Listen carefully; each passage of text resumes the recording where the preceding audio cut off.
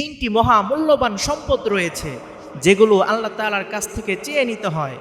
আল্লাহ তাআলার কাছে এই তিনটি সম্পদ চেয়ে নেবেন। স্বর্ণ রূপার ব্যাপারে আয়াত নাজিল হওয়ার পর সাহাবীরা জিজ্ঞেস করলেন, আমরা কোন সম্পদ উপার্জন করব, কোন সম্পদ কামাই করব? ওমর রাদিয়াল্লাহু তাআলা আনহু বলেন, আমি রাসূল সাল্লাল্লাহু আলাইহি ওয়াসাল্লামের কাছ থেকে জেনে তোমাদেরকে জানাবো। ওমর রাদিয়াল্লাহু তাআলা আনহু রাসূল সাল্লাল্লাহু আলাইহি ওয়াসাল্লামকে জিজ্ঞেস করলেন, ইয়া রাসূলুল্লাহ, সাহাবীরা জিজ্ঞেস করেছে তারা কোন সম্পদ উপার্জন করবে, তারা কোন সম্পদ কামাই করবে।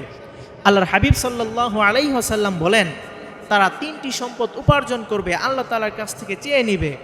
এক নাম্বার, কৃতজ্ঞ অন্তর। এক ঢোক পানি পান করেছেন, আলহামদুলিল্লাহ। এক লোকমা ভাত খেয়েছেন, আলহামদুলিল্লাহ। দুই নাম্বার, জিকিরকারী জিহ্বা, যেই জিহ্বা সর্বদা আল্লাহ তাআলার জিকিরে ব্যস্ত থাকে। তিন নাম্বার, আখিরাতের কাজে সাহায্যকারী দিনদার স্ত্রী, নেককার স্ত্রী। এজন্য আল্লাহর হাবিব সাল্লাল্লাহু আলাইহি ওয়াসাল্লাম হাদিসের মধ্যে বলেন, ইন্নামাদ দুনিয়া মাতা ওয়া খায়রু মাতাঈদ দুনিয়া আল মারআতু সালিহা। গোটা দুনিয়াটাই হলো সম্পদ, আর এই দুনিয়ার সম্পদের মধ্যে সবথেকে উত্তম সম্পদ হলো নেককার স্ত্রী।